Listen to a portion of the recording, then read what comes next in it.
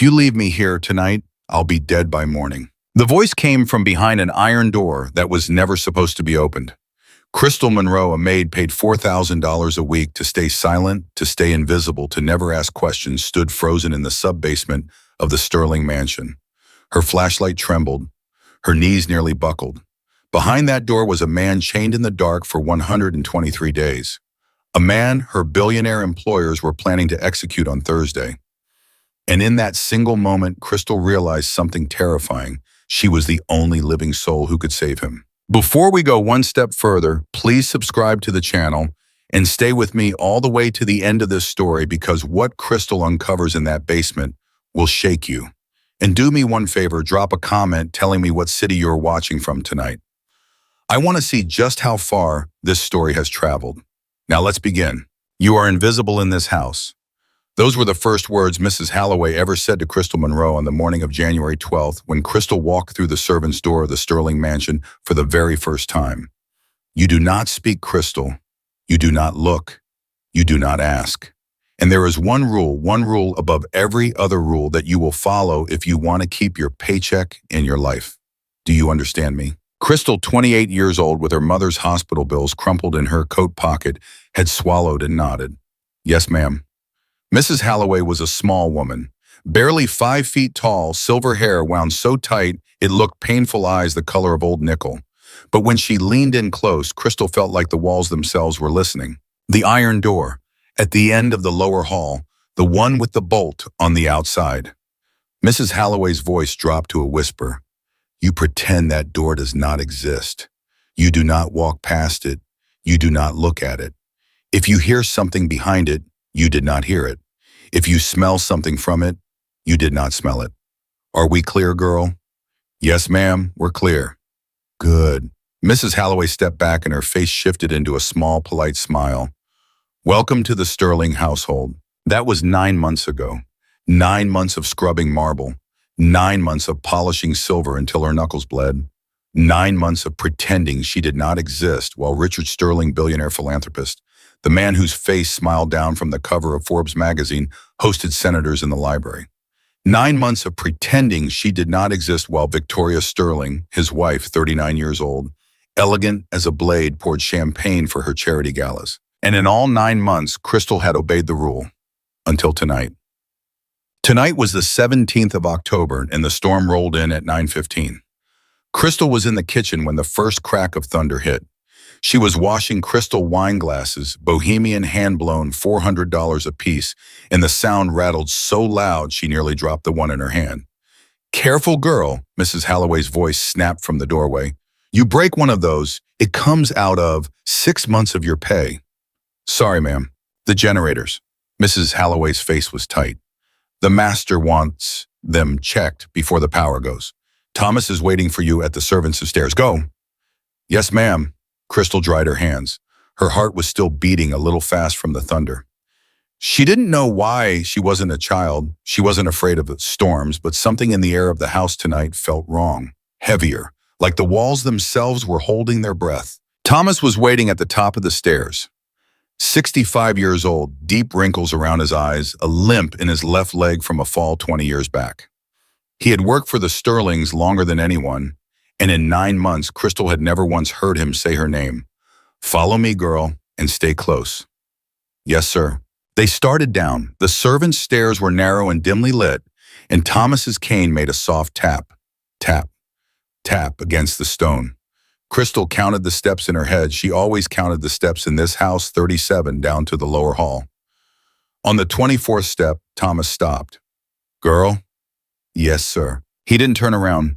He just stood there, one hand on the railing, his voice lower than she had ever heard it. "When we get down there, when we walk the lower hall, you keep your eyes on the back of my boots. You hear me?" "I hear you, sir." "You don't look left. You don't look right. You especially don't look at the iron door." Thomas's shoulders went rigid. He turned his head just slightly, and for the first time since the day she had met him, Crystal saw Thomas's face clearly in the lamplight. He was terrified. "Who told you about the door?" he whispered. "Mrs. Halloway, my first day." "Good, then you know." He turned back and started walking again. "Now forget it." They reached the lower hall. The air down here always smelled wrong, damp concrete and something sour beneath it, something chemical, something that caught in the back of her throat. Crystal kept her eyes on Thomas's boots just like he had told her. Left boot, right boot, left boot, right boot. They passed the iron door, and behind it Crystal heard a cough, a human cough. She froze mid-step. Thomas, walk. Thomas, there's someone. Walk, girl. But Thomas turned on her so fast she nearly fell backward. He grabbed her arm harder than a 65-year-old man with a limp should have been able to grab, and his face was inches from hers. Crystal, his voice cracked. Listen to me, because I am only going to say this once. I have worked in this house for 22 years. I have buried 3 friends who worked in this house. 3 Crystal. Good men. Men who asked one question too many. Do you understand what I am telling you? Crystal's throat was so dry she couldn't answer. You did not hear a cough tonight, Thomas whispered. You did not hear anything. If you did, if you tell anyone you did, I cannot help you. Nobody can help you. Do you understand? Yes, sir. Say it. I didn't hear anything. Good girl. He let go of her arm. His hands were shaking. He turned and kept walking. Cane tapping, and Crystal followed him into the generator room with her heart hammering so hard she could feel it in her teeth. The generators were fine. Thomas checked the fuel, the switches, the backup batteries. 12 minutes. And in those 12 minutes, Crystal could not stop thinking. One single thought. He said 3 men. 3 men are dead because they asked questions. About what? She climbed back up the 37 steps behind Thomas in silence. When they reached the top, he paused in the doorway, his hand resting on the frame. Crystal, yes, sir. You seem like a good girl. He didn't look at her when he said it. Don't be like the other 3, please. And then he was gone. She was shaking when she walked back into the kitchen. Mrs. Halloway took one look at her and pursed her lips. You look like death, girl. What happened? Nothing, ma'am. Just a storm. Mm-hmm. Mrs. Halloway handed her a tray. The mistress wants her nightcap in the drawing room. Don't spill. Crystal took the tray. Her hands were so unsteady the glasses clinked against each other. She walked down the corridor toward the drawing room, and as she approached the door, she heard Victoria Sterling's voice, low, sharp, clipped, speaking on the phone. Crystal stopped just outside the door. I don't care what he said. Tell him the package arrives Thursday. If it doesn't arrive Thursday, we have a very different conversation. A pause. No, Thursday, non-negotiable. And after Thursday, after we close that account, I want the basement scrubbed, bleach, everything. I don't want a single hair left. Do you understand me? Crystal stopped breathing. Good. Now one more thing. The new maid, the young one, Monroe, she was in the lower hall tonight with Thomas. Watch her. If she seems curious, I want to know before my husband does. Yes. Thank you. Good night. The phone clicked. Crystal's blood went cold. Monroe, she knows my name. She's watching me. She's going to scrub the basement after Thursday. Crystal took 2 slow steps back away from the door. She forced a smile onto her face. She took a breath. And then she walked in, head down, tray steady, and placed Victoria's brandy on the table by the fire.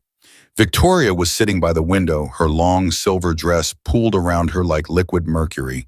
She looked up as Crystal set down the tray, and she smiled. Thank you, Crystal. It was the first time Victoria Sterling had ever called her by name. Crystal's stomach turned to ice. You're welcome, ma'am. How is your mother, dear? Crystal froze halfway through a curtsy. Ma'am, your mother, the one in the hospital. The heart failure, isn't it? Victoria took a slow sip of brandy. I had my assistant pull your file. I like to know the lives of the people who work in my home. She's doing okay, ma'am. $93,000 in medical debt. That's a terrible burden for a young woman. Yes, ma'am. Victoria's smile widened. I was thinking, Crystal, I could pay that debt off. Tomorrow, all of it. I could also offer you a permanent position in this household, $15,000 a week. Your mother in a private clinic. A nurse around the clock. Crystal's knees almost gave out. $15,000 a week. Her mother in a private clinic. The debt gone and gone. Ma'am, I don't know what to. All I would ask in return, Victoria said softly, is your loyalty, your discretion, your absolute unquestioning silence about anything you might see or hear inside these walls. She set down her glass, her eyes pale silver, almost colorless, locked onto Crystal's. Do we have an understanding, dear? Crystal's voice came out as a whisper. Yes, ma'am. Wonderful. Victoria leaned back. Now, before you go, be a dear and fetch me a bottle of the 98 Bordeaux from the wine cellar, the old cellar, down in the sub-basement. Crystal's heart stopped. Is that a problem, Crystal? No, ma'am. Good girl. Crystal walked out of the drawing room and made it exactly as far as the kitchen before she had to grip the counter to keep from falling. She knows I heard something. She's testing me. Her mind raced. If she refused to go, Victoria would know. If she went and came back too quickly, Victoria would know. If she went and came back too slowly, Victoria would know. Crystal took the flashlight from the kitchen drawer. She walked down the servants' stairs. 37 steps. And this time she counted them like a woman walking to her own execution. She reached the lower hall, and halfway down, with a crack of thunder that shook the whole mansion, the power went out. Complete darkness. Crystal fumbled for her flashlight. Her hands were shaking so badly she dropped it. The metal clattered against the stone floor, and the sound echoed down the corridor like a gunshot. And then from behind the iron door, a voice. Please, Crystal froze on her hands and knees in the dark. Please, whoever's out there, I can hear you breathing. Don't walk past me tonight. I am begging you. She grabbed the flashlight. She clicked it on. The beam trembled across the iron door, across the heavy bolt, across the hinges, rusted dark with something she did not want to name. Who are you? She whispered. A long silence. Then, my name is Gabriel Moretti, and the people you work for are going to kill me on Thursday. Crystal's flashlight nearly slipped from her fingers. I can't help you. I'm just the maid. I'm nobody. I know what you are, Crystal. Her breath caught. How do you know my name? I heard them talking about you last night. Richard and his wife. They were standing right above my head. She said the new one seems nervous. He said then fire her after Thursday. Crystal pressed her back against the wall. I also heard the old man tonight. Gabriel's voice went on. Thomas, I heard him beg you not to look at this door, and I heard you keep walking. Good girl, Crystal. That's exactly what you should have done. That's what kept you alive. Then why are you talking to me now? Because you came back. I didn't come back for you. She sent me for wine. I know, I heard her too. She sent you because she's testing you. She wants to see if you'll stop at my door. Crystal closed her eyes. Oh God. Listen to me. His voice was not pleading anymore. It was calm, steady, the voice of a man who had been thinking about this for 123 days. You don't have much time. Go get the wine. Take it upstairs. Act normal. Smile at her. Do not flinch. Do not look her in the eye too long. And then you go home, and you think very hard about whether you want to come back tomorrow. What if I don't come back? Then I die on Thursday, and you live. And every night for the rest of your life, you will hear my voice in your sleep. Crystal's tears were streaming down her face now. She pressed her palm flat against the iron door. Who are you? She whispered. What did you do to end up in here? I asked the wrong question to the wrong woman. What woman? Another silence. Longer this time. Victoria Sterling, Gabriel said quietly. She is not what you think she is, Crystal.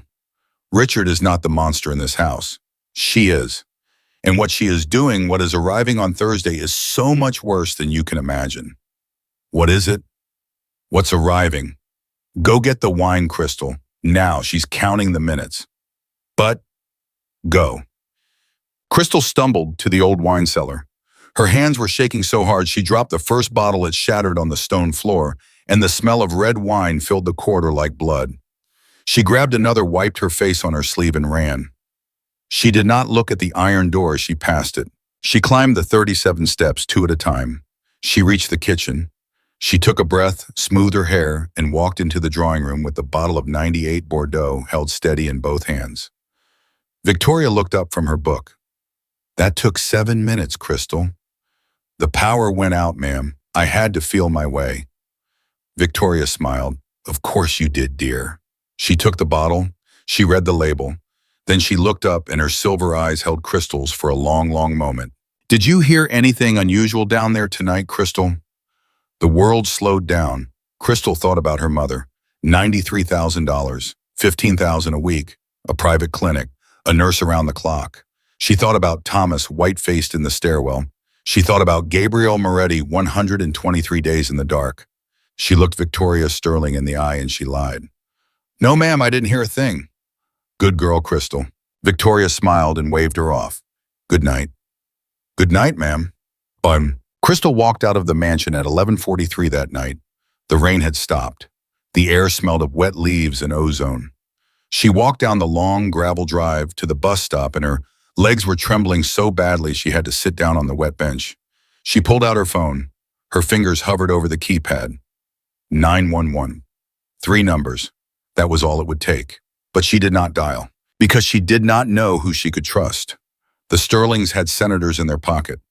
Richard had been photographed with the police commissioner last Christmas. If she called 911 and said there is a man chained in a billionaire's basement, who would they believe, the maid or the man on the cover of Forbes? The bus came. She got on. She rode home in silence. Her apartment was a 1-bedroom walk-up above a laundromat on the east side of the city. Her mother, Rose Monroe, 61, diabetic, congestive heart failure, was asleep in the bedroom oxygen tank, humming softly beside her bed. Crystal sat down at the small kitchen table, and she put her face in her hands, and she cried without making a sound. And then, because she could not help it, she whispered his name into the empty kitchen. Gabriel Moretti. She didn't know who he was. She didn't know what he had done. She didn't know if he deserved to live or to die.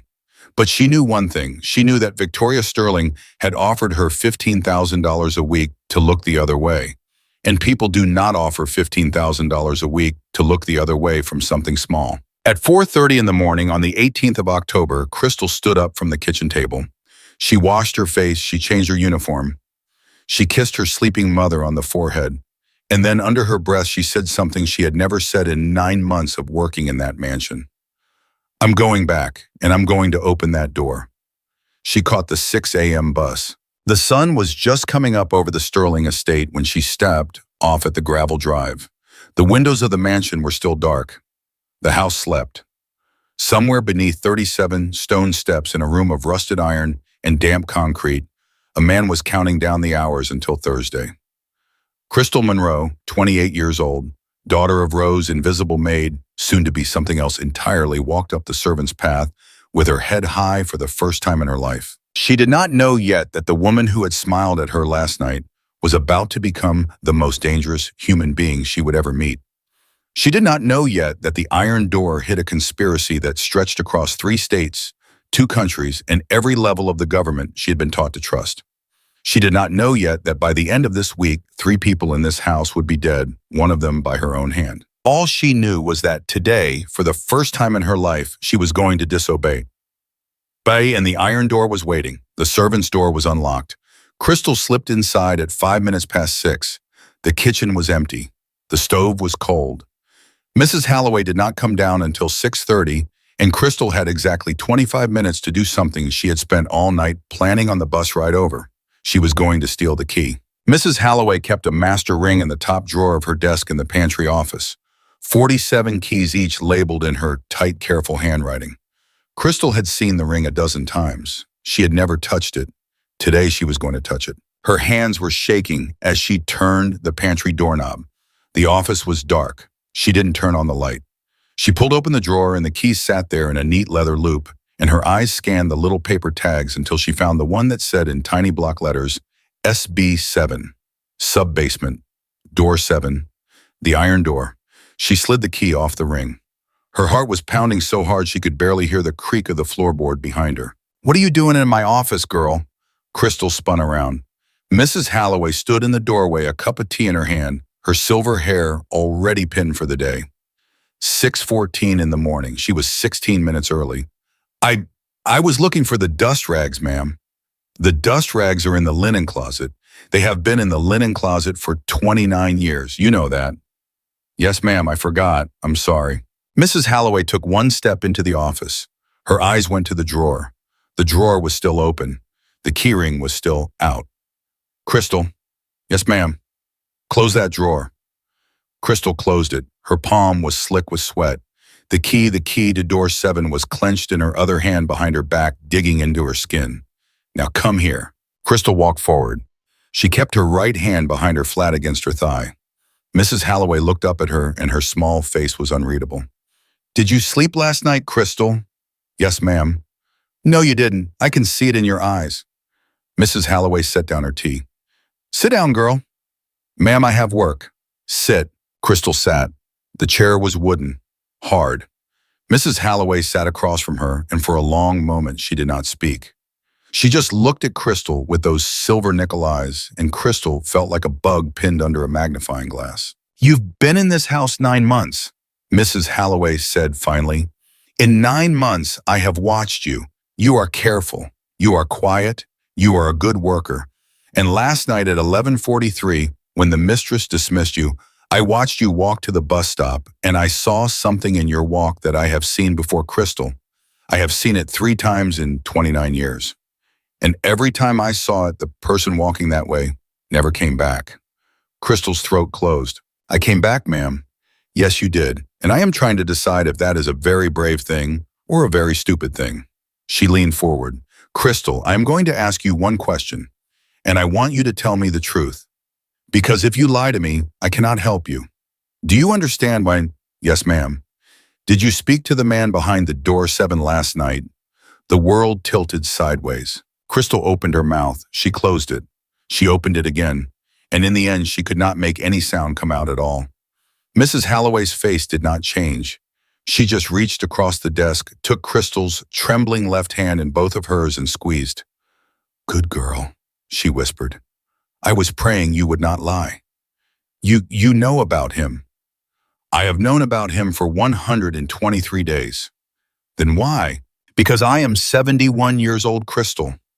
Her voice was so quiet now Crystal had to lean in to hear it. I have a son. I have grandchildren. And Victoria Sterling's made it very clear to me what happens to old women who ask questions in this house. Crystal's eyes filled with tears. What do I do, Mrs. Halloway, please? What do I do? The old woman closed her eyes for a long moment. When she opened them, they were wet. Give me the key, Crystal. Crystal's fist tightened. I'm not going to take it from you, child. I'm going to tell you which key on that ring is the real one. Because the one you are holding now, the one marked SB7, is a decoy. Victoria replaced the real key 3 months ago. Anyone who opens that lock with SB7 trips a silent alarm that rings in the master bedroom. She would have known within 90 seconds. Crystal's stomach dropped into her feet. Oh my God. Give it to me. Crystal uncurled her fingers. The little brass key dropped into Mrs. Halloway's palm. The old woman slid it back onto the ring, closed the drawer, and stood up. Follow me. She walked out of the office through the pantry into the dim back corridor behind the kitchen. She stopped in front of an old wooden cabinet, the one where the good china was stored, and she reached up under the top shelf and her fingers scraped something taped to the wood. She pulled down a single key. Old, iron, darker than the others. This is the real one. I took it off the mistress's dressing table the night she switched it. She has never noticed. She thinks the decoy is the real one. Mrs. Halloway pressed the key into Crystal's hand. If you use it once. You use it at 3 in the morning when the cameras in the lower hall go to night cycle and the feed lags by 11 seconds. You use it and you do not close the door behind you because the bolt catches. And you, Crystal, had better have a plan for what you are going to do with the man inside, because once you open that door, there is no putting him back. Crystal's hands were shaking so hard the key rattled. Why are you helping me? Because I am dying, Crystal. What? Pancreatic cancer, stage 4. I have maybe 3 months. Mrs. Halloway's voice did not tremble at all. I have watched 3 good men die in this house. I am not going to watch a 4th. Crystal threw her arms around the old woman's neck. Mrs. Halloway stiffened. She was not a hugging sort of woman, and then slowly her hand came up and rested on the back of Crystal's head. Go to work, girl, she whispered. Smile, nod, say yes, ma'am, and yes, sir, and meet me here at this cabinet at 2:50 in the morning. I will walk you to the door. Ma'am, Mrs. Halloway. Go! Crystal went. She tucked the key into the inner pocket of her apron. She walked into the kitchen. She picked up a mop. And at exactly 6:30, when Thomas limped through the back door with the morning newspaper under his arm, Crystal Monroe was on her knees scrubbing a floor that was already clean, smiling like nothing in the world was wrong. Thomas looked at her. He did not say anything. But as he passed her, Crystal saw his eyes flick just once to the pocket of her apron where the key was hidden. And she knew, he knew too. The morning moved like it was wrapped in gauze. Crystal made beds. Crystal dusted shelves. Crystal polished the long mahogany table in the formal dining room until she could see her own frightened face in it. Every time she passed a clock, she looked at it. 7:45, 9:12, 10:37. Victoria came down for breakfast at 11. Good morning, Crystal. Good morning, ma'am. Did you sleep well? Yes, ma'am. Did you think about my offer? Crystal's heart kicked hard in her chest. She kept her hands busy on the silver teapot. I thought about it, ma'am. And I would like to accept, ma'am, if the offer still stands. Victoria's smile was slow and wide and genuine. She set down her toast.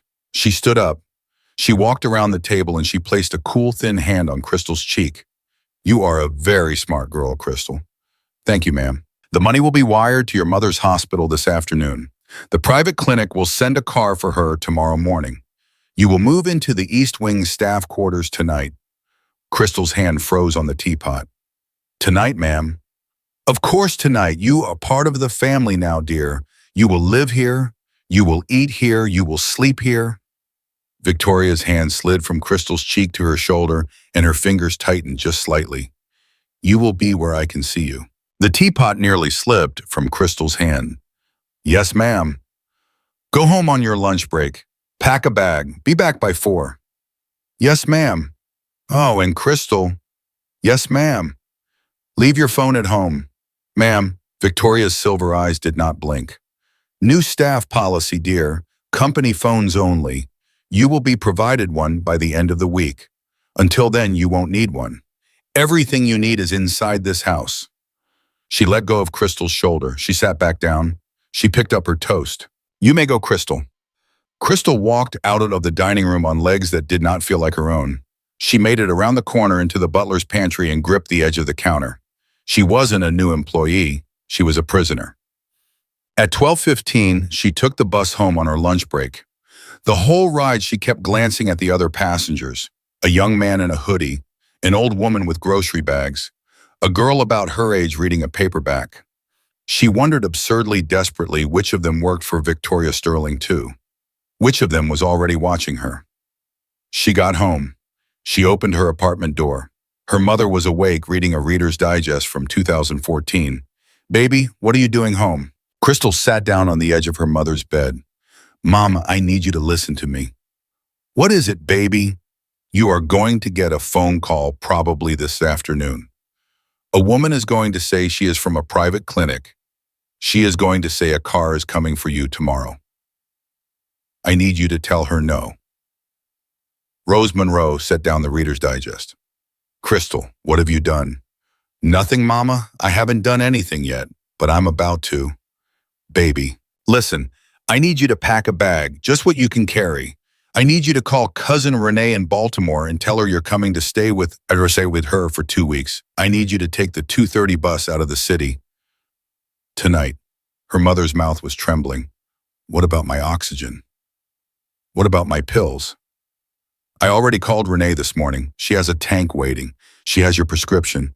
I paid her $300, Mama. Everything is ready. You just have to get on the bus. Crystal. Yes, Mama. Baby, look at me. Crystal looked at her mother. Are those people going to hurt you? Crystal didn't answer. Rose's eyes filled with tears. She reached up and took her daughter's face in both of her thin hands. You come back to me, Crystal Ann Monroe. You hear me?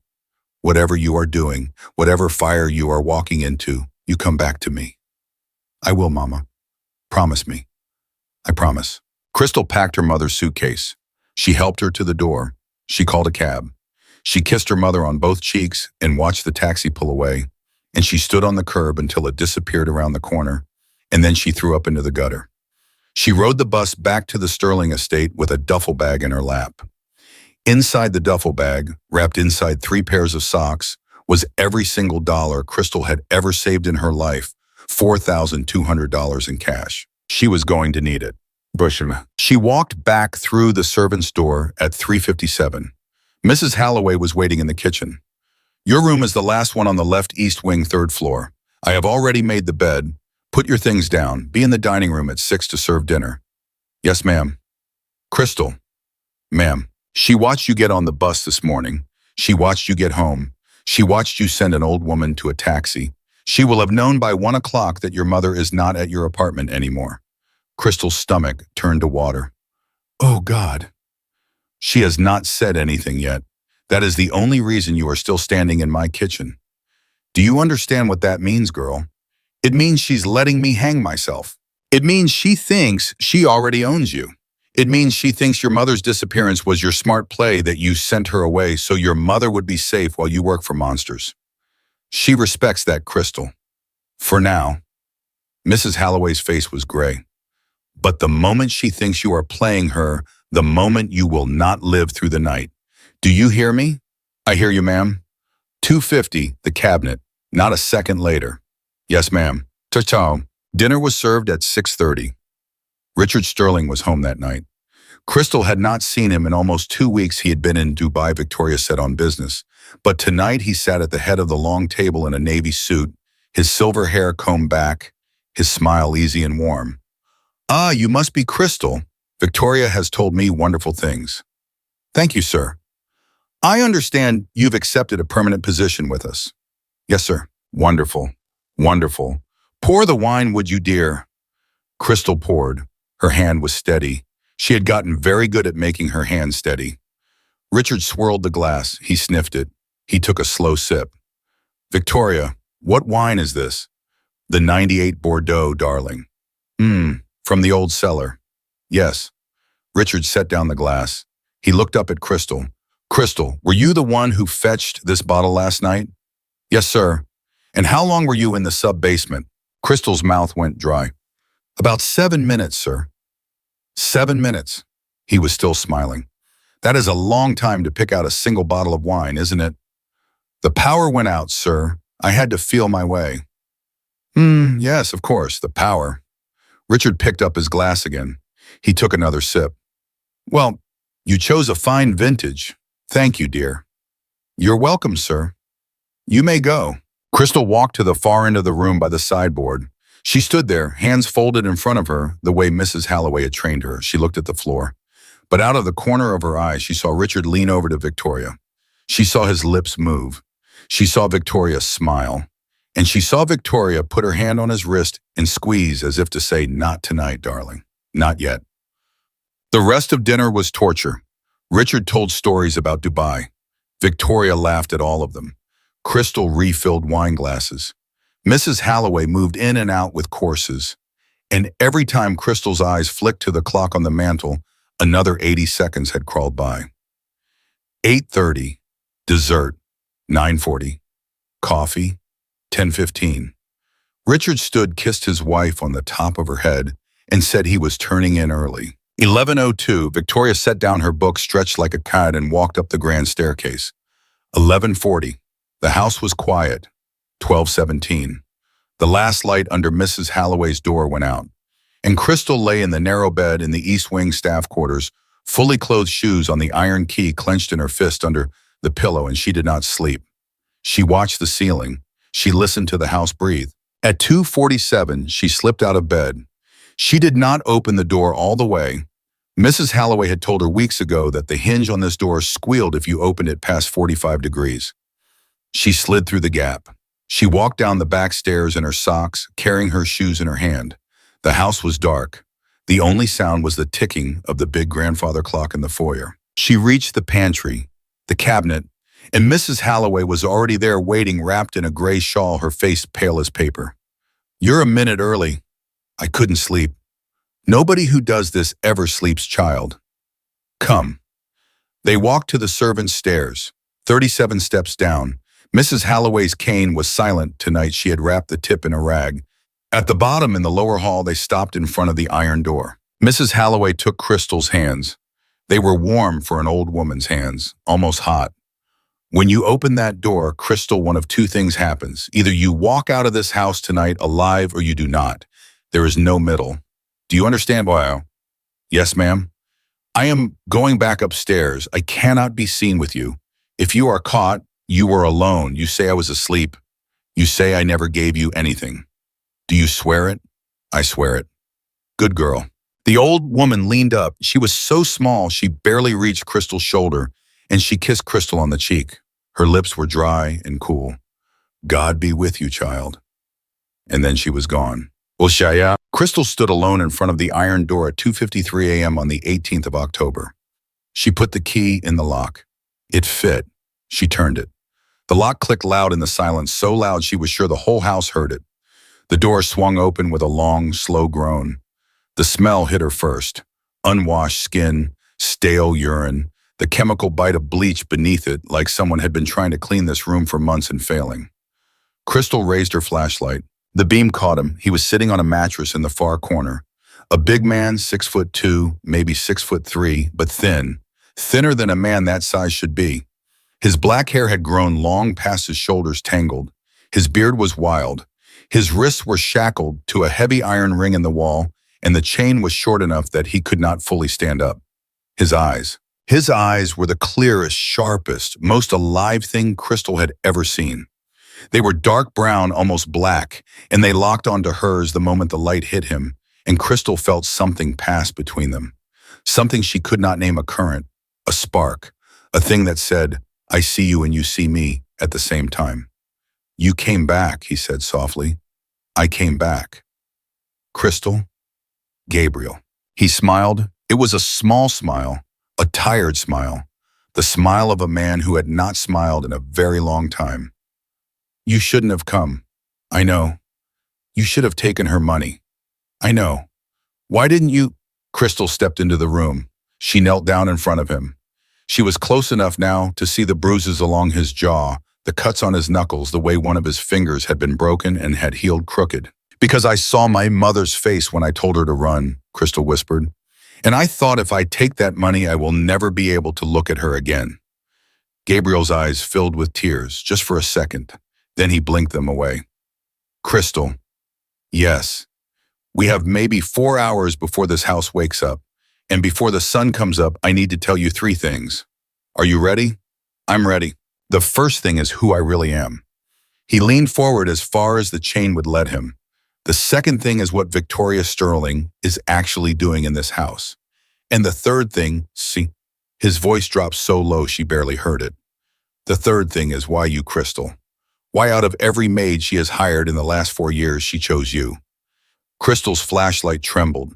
What do you mean, why me? Gabriel Moretti looked at her for a long, long moment, and then he said 8 words that made the floor fall out from under her. Because your mother used to work for her, Crystal. My mother never worked for Victoria Sterling. Crystal said it flat without thinking. Her voice did not shake. Her voice simply refused to believe. Your mother's name is Rose Monroe. Yes? Before she married your father, her name was Rose Delacroix. Crystal's flashlight dropped 2 inches. The beam slid down Gabriel's chest to his lap. How do you know that? Because Rose Delacroix worked as a private nurse in this house from 1994 to 1997 for a woman named Eleanor Sterling, Victoria's mother. That's not possible. My mother was a nurse in Richmond. She worked here for 3 years, Crystal. And on the night of April 19th, 1997, she walked out of this house carrying a manila envelope, and she disappeared for 14 months. And when she reappeared, she was married to a man named Darius Monroe in a small town in Virginia, and she was 6 months pregnant with you. Crystal's knees hit the concrete floor. Stop. I can't stop. We don't have time. Stop. I don't believe you. My mother never lied to me. Your mother protected you, Crystal. There is a difference. Crystal pressed her palms against her eyes. She could hear her own breathing ragged, loud, wrong, and somewhere very far away, she could hear the grandfather clock in the foyer above striking 3.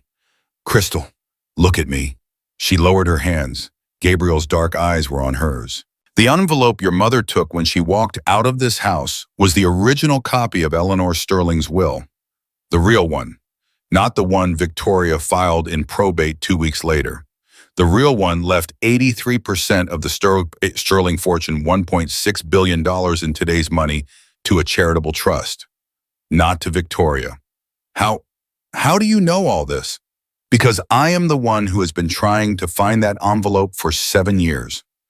The silence in the basement was so deep, Crystal could hear the slow drip of water somewhere behind the walls. "Who are you?" she whispered. "I told you. My name is Gabriel Moretti." "That's a Mafia name. That's what you want me to think. But I don't think you're Mafia." A small smile pulled at the corner of his mouth. "You're sharper than she gave you credit for." "Who are you, Gabriel?" He looked at her for a long moment. Then he said it quietly. "I am a special agent with the Federal Bureau of Investigation, Organized Crime Division, badge number 4916. I have been working undercover inside the Moretti crime family in Philadelphia for 3 years. 9 months ago, my handler sent me into this house as the Moretti family's negotiator to get close to Victoria Sterling and find the original will. 4 months ago, she figured out who I really was. And she locked me in this basement instead of killing me because she is trying to find out how much the Bureau already knows." Crystal could not breathe. You're a cop. I am a federal agent." Oh my God, oh my God. Oh. "Crystal, look at me. Stay with me. They are going to kill you on Thursday." "Yes." "Why Thursday?" Gabriel's jaw tightened. "Because on Thursday, a shipment arrives at the Sterling docks in Delaware. 42 women, Crystal, trafficked out of Eastern Europe.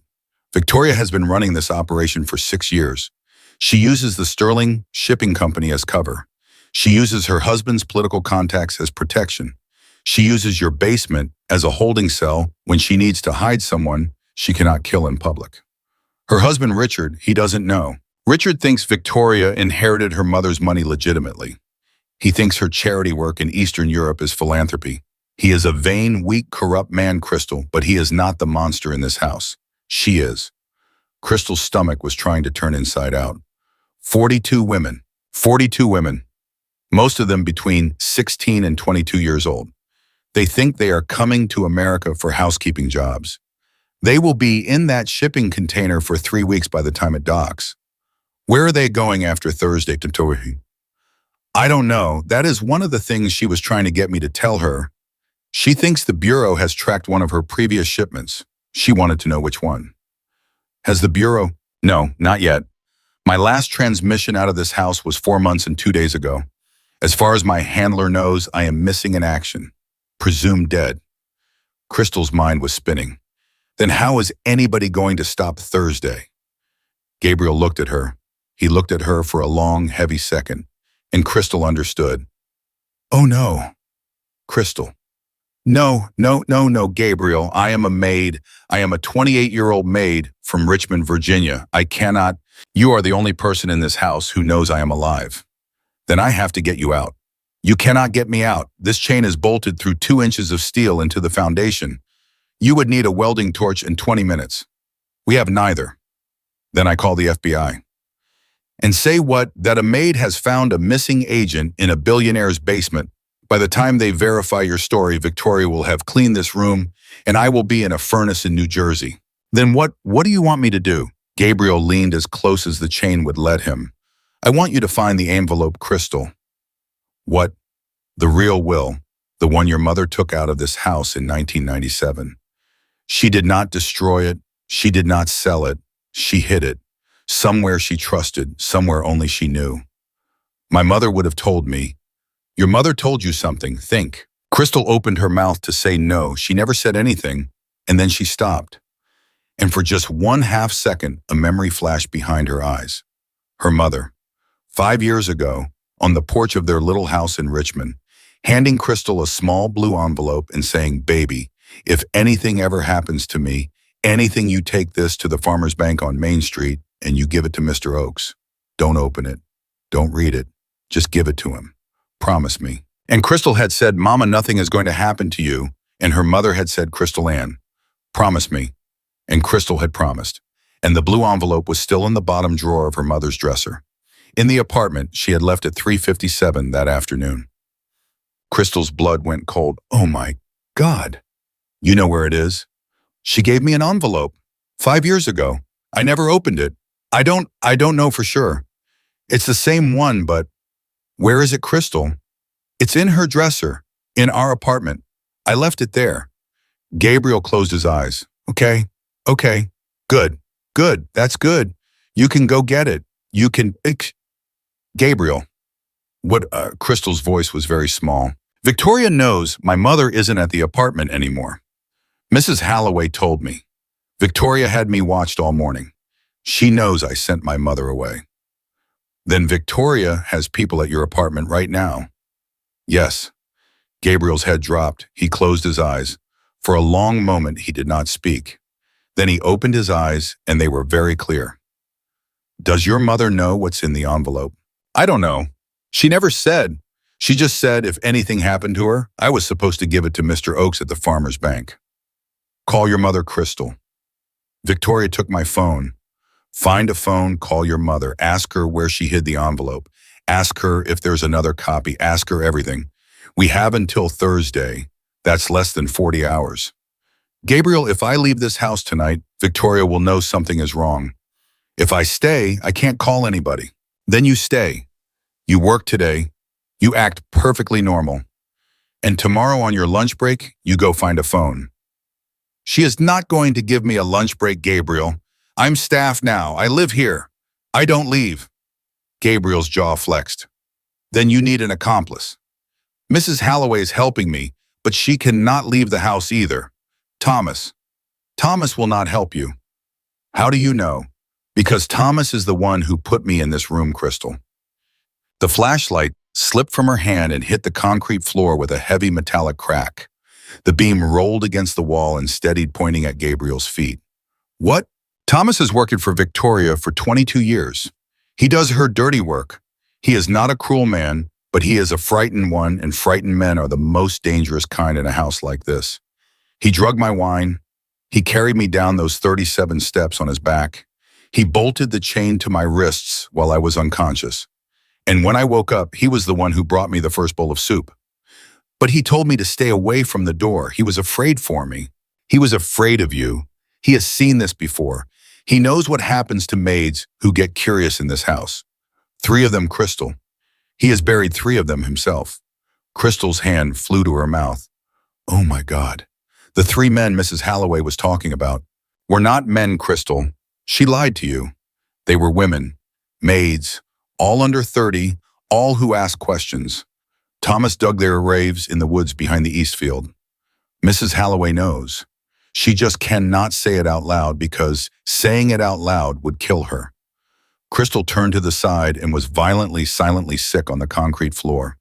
Gabriel waited. He did not speak. When she was finished, he said gently, Crystal, stay with me. I need you to stay with me. She wiped her mouth with the back of her wrist. Her hands were shaking.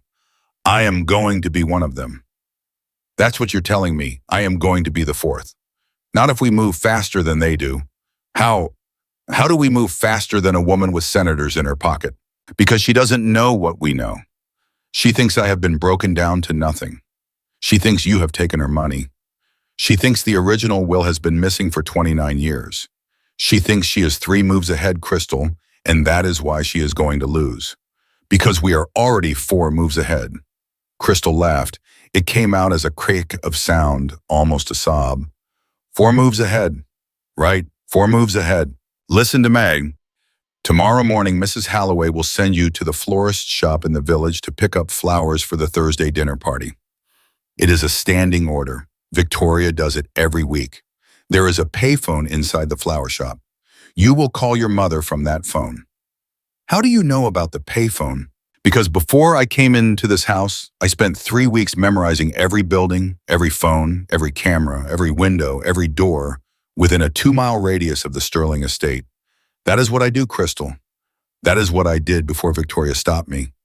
What do I say to my mother? You say, Mama, I need to know what's in the envelope. I need to know if you made a second copy. I need to know if anyone else knows about it. And then, Crystal, you listen. You listen to every single word she says, because whatever she tells you is going to keep you alive.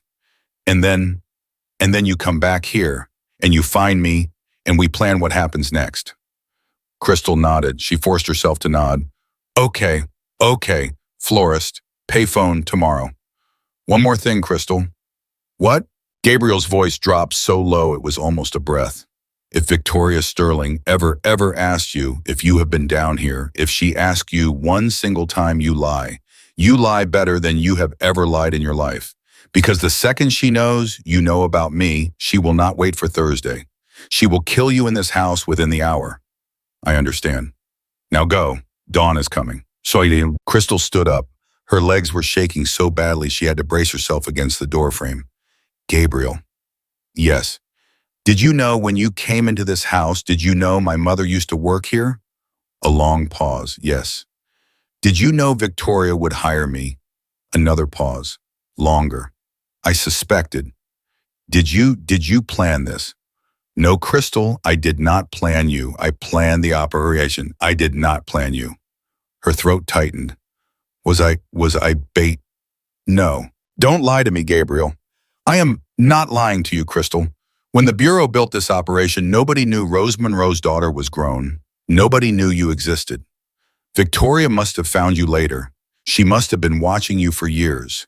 She hired you because she wanted your mother's envelope, Crystal.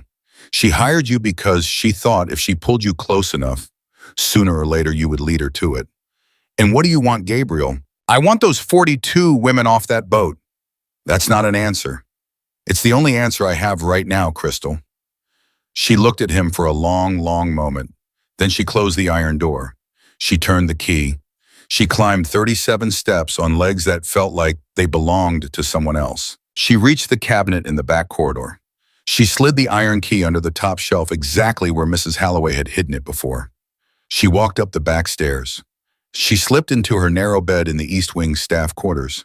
She was asleep before her head hit the pillow. Damn. She dreamed of her mother. She dreamed of Rose Monroe at 30 years old, in a white nurse's uniform walking down a long marble hallway in this very house carrying a tray of pills. She dreamed of a woman in a silver dressing gown, sitting up in an enormous bed, Eleanor Sterling, dying of cancer at 51, saying, Rose, listen to me. My daughter is not a well woman. If anything happens to me. She woke at 6:30 to Mrs. Halloway's knock on the door. Rise and shine, girl. Breakfast at 7. Crystal sat up. Her head was pounding. Her mouth tasted of dried vomit. Her body felt like she had been beaten with a bag of flour. She looked in the mirror. The woman looking back at her did not look like the Crystal Monroe who had walked into this house 9 months ago. She looked older, harder. Her eyes were wrong, colder. Good, Crystal thought. You're going to need to be cold. Breakfast was silent. Richard ate in his study. Victoria ate in the morning room, a copy of the Wall Street Journal folded neatly by her plate. Crystal served the coffee with a steady hand. Crystal. Yes, ma'am. Are you feeling well this morning? You look tired. I didn't sleep well, ma'am. New bed. It takes a few nights. You'll adjust. Victoria took a sip of coffee. Mrs. Halloway tells me she is sending you to the village this morning to pick up the flowers. Crystal's heart kicked once hard. Yes, ma'am. I have changed my mind about that. Thomas will be going today. The coffee pot in Crystal's hand went cold. Toant. Ma'am, I don't want you leaving the property until you've settled in. It's for your comfort, dear, not a punishment. Tomorrow or the day after. We'll see. Yes, ma'am. Clear these plates, would you? Yes, ma'am. Crystal cleared the plates. She walked into the kitchen. She set the tray down on the counter, and she gripped the edge of the counter with both hands until her knuckles went white. No payphone, no mother, no envelope. Thursday was tomorrow. 32 hours left. So, Mrs. Halloway was standing at the sink. She did not turn around. I heard. What do I do? I don't know, girl. Mrs. Halloway, I have to call my mother. The old woman turned the tap off. She dried her hands on her apron. She walked over to Crystal and in a voice lower than a whisper said, There is a phone in the master's study behind the second bookshelf from the left. He installed it for private calls. Victoria does not know about it. He uses it to call his mistress. Who is his mistress? A woman named Delphine in Philadelphia. He calls her on Wednesday afternoons between 2 and 4. Crystal's eyes widen. Today is Wednesday. Yes, if I can get into the study between 2 and 4, you can't. He will be in the study with the door locked. That is the problem. Then, what do I? Girl, Mrs. Holloway's eyes burned into hers. You are going to have to do something very dangerous and very difficult this afternoon, and I cannot help you with it. What? You are going to have to make Richard Sterling trust you. Crystal went still. What does that mean? You know what it means, girl. He has been watching you at dinner. He has been watching you since you walked into this house. Victoria has noticed. Do not play dumb with me. You know what it means. Crystal's stomach lurched. Mrs. Holloway, I am not telling you to sleep with that man, Crystal. God forgive me, I would never tell a young woman to do that. I am telling you this, he will let you into his study today if you ask the right way, if you blush the right way, if you look at the floor the right way. And if he lets you into his study, and if he steps out for 2 minutes to use the bathroom, to get a drink, to take a breath, you will have 2 minutes to find that phone and call your mother. I can't. Then your mother dies. And so do 42 girls on a boat. Crystal closed her eyes. She felt something inside her break cleanly in half. Okay. 2 o'clock, Crystal. You go to the library to dust the shelves. You make sure you are visible from his study door when he walks past. You make sure he sees you. Okay. I am sorry, girl. Don't be sorry, Mrs. Holloway.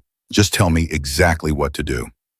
And as the grandfather clock in the foyer struck 9 in the morning, as the Sterling mansion came fully awake, as Victoria stepped into her private gym, and Richard stepped into his study, and Thomas limped down the drive to pick up the week's flowers, Crystal Monroe began to plan the most dangerous 5 minutes of her life. She did not know yet that at 7:12 that evening, Thomas would return from the village, not just with flowers, but with a second passenger. A woman he had picked up at the bus station, a woman who had been begging a cab driver to take her to the Sterling estate, because she had finally remembered something her daughter needed to know. She did not know yet that her mother, Rose Monroe, was already inside the gates. She did not know yet that Thursday was no longer the problem. Wednesday night was. At 1:53 that afternoon, Crystal stood in the library with a feather duster in her hand and her heart in her teeth. She had been dusting the same 3 shelves for 11 minutes.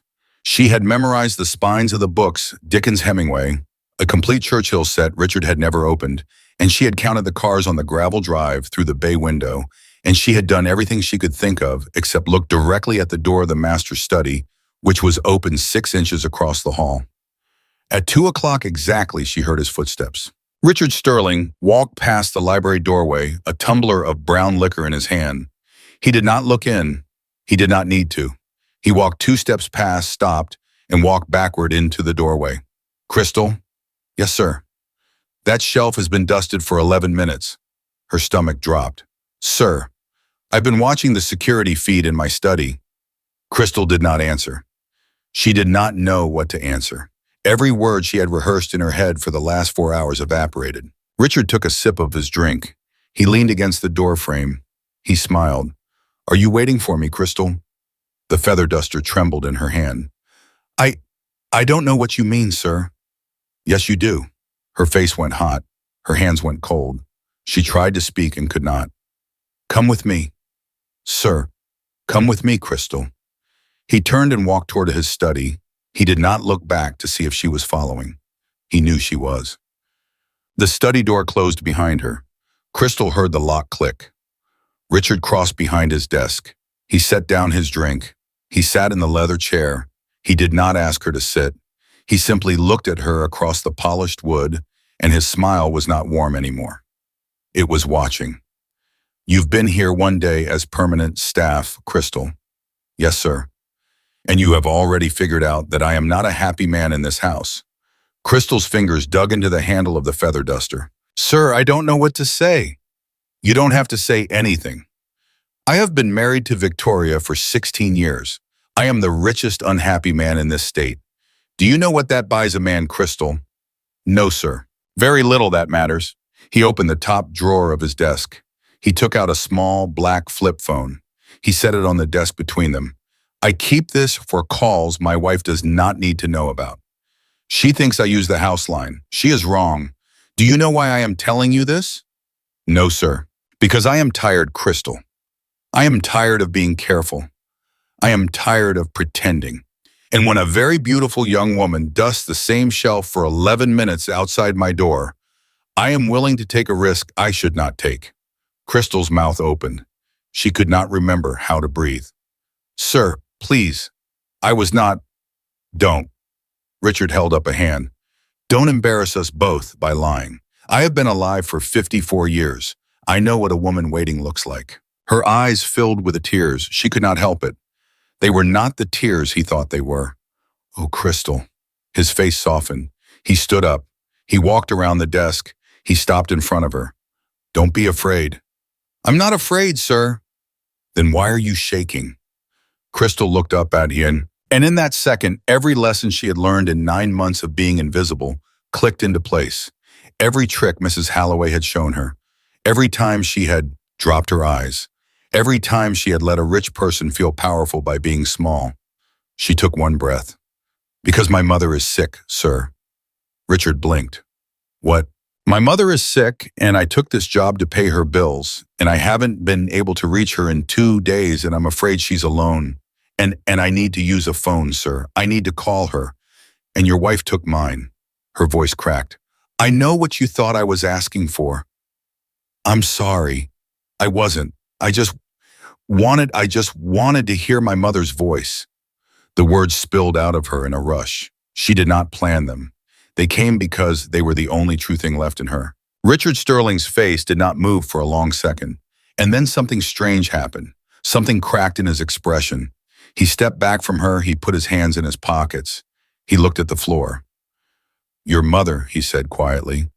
Yes, sir. What is her name? Rose, sir. Rose Monroe. The tumbler of liquor was still on the desk. Richard picked it up. He drank the rest of it in one swallow. He set it down harder than he needed to. Call your mother, Crystal. Sir. He pointed to the black flip phone. Use that. 2 minutes. I'm going to step out to the bar cart in the hall to pour myself another drink. When I come back, the phone goes in my drawer and you walk out of this room. We never had this conversation. Do you understand? Yes, sir. Yes, thank you, sir. And Crystal, sir, I am not a good man, but I am not the kind of man you thought I was going to be. No, sir. Go. He walked out. He left the door open 6 inches. Crystal dove for the phone. Her fingers shook so badly she punched in her mother's number 3 times before she got it right. The line rang once, twice, 3 times. Hello? It was Renee, her mother's cousin. Renee, it's Crystal. Put my mother on now. Crystal, honey, she's not here. The floor fell out from under her. What? She got here yesterday afternoon. We talked for about an hour. Then around 4 o'clock, she got a phone call.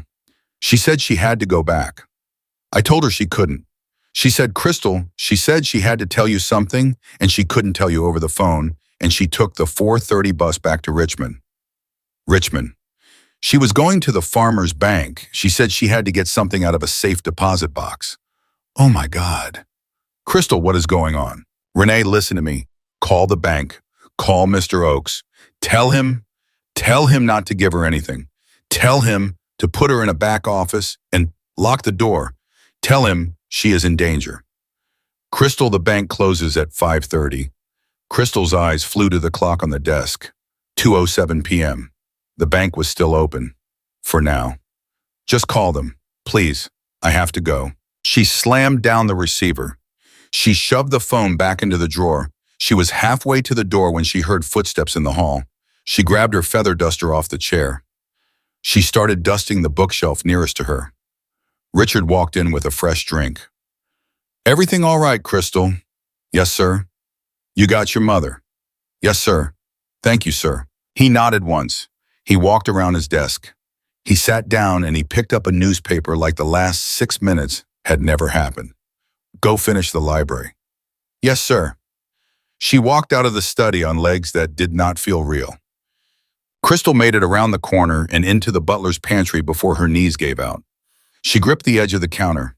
She put her forehead against the wood. She tried not to scream. Her mother was going back. Her mother was going to the bank. In Richmond, where Victoria had people watching the apartment. Where Victoria had people watching her. Mrs. Halloway came around the corner with a laundry basket.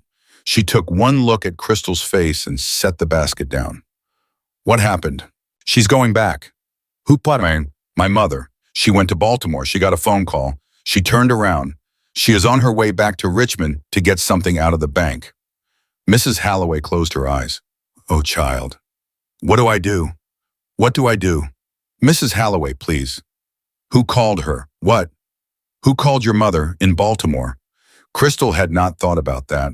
She had not had time to think about that. She stopped and she thought about it now. I don't know. Only Renee knew where she was. And me. And nobody else knew. I didn't tell Thomas. I didn't tell anyone in this house. Mrs. Halloway's face went gray. Crystal, when you came back to the estate yesterday afternoon, did you make any calls from your apartment? No, my phone was already in my bag. Did you write anything down? I wrote Renee's address on a piece of paper so I could give it to the cab driver. Where is that paper now? Crystal's blood froze. I left it on the kitchen counter. Mrs. Halloway turned and walked to the window. She looked out at the long gravel drive.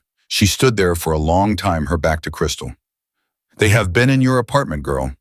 How do you know? Because Thomas left at 9:15 this morning to get the flowers, a trip that takes 40 minutes. He has not come back.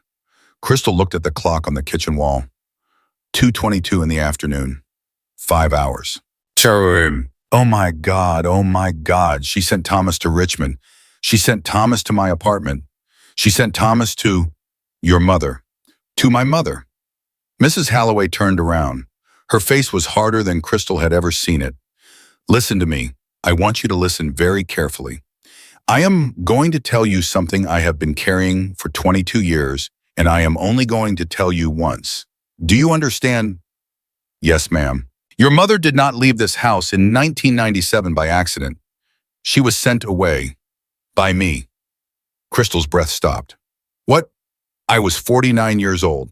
I had been the head of staff for 4 years. Eleanor Sterling was dying. She had made a new will the month before, and she had given the original to your mother for safekeeping because Eleanor did not trust her own daughter. Victoria had already tried once to poison her own mother. Eleanor knew. Eleanor was not stupid. Mrs. Halloway, let me finish. Your mother came to me on the night of April 19th. She was panicking. Victoria had found out about the will. Victoria was already on her way home from the city. Your mother had maybe 40 minutes. I gave her $1,500 out of the household account. I put her in my brother's car. I drove her to the bus station. I told her to disappear for 2 years, and if anybody ever found her, to lie about her name, her job, her history, everything. I told her never to come back, and for 29 years she listened to me, girl. For 29 years. Tears were streaming down Crystal's face. You know my mother? I loved your mother like a daughter, Crystal. And when you walked through that servant's door 9 months ago and told me your last name was Monroe and your mother was Rose, I almost fainted. I have been trying to protect you ever since. You hired me. I hired you the day Victoria told me to hire anyone named Monroe from Richmond. She had been searching for 8 years. She finally tracked you down. If I had refused, she would have sent someone else to get you, and you would not have survived the interview. Crystal pressed her hand against her mouth. Then what then? What was the plan, Mrs. Halloway? What was your plan?